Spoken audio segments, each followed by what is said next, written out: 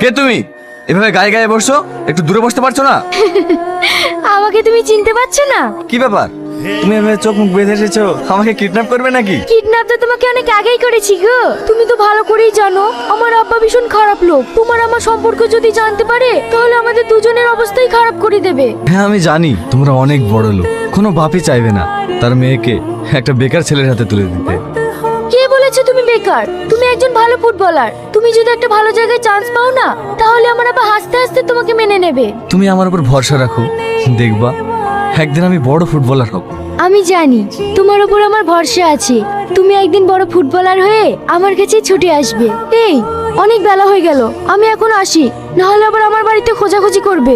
এক্ষুনি এসে এখনই চলে যাবে? আমি আবার অন্যদিন দেখা করব, এখন বাড়ি যাই, না হলে ভীষণ ভয় লাগছে। ঠিক আছে যাও, কিন্তু পরশুদিন অবশ্যই দেখা করবে।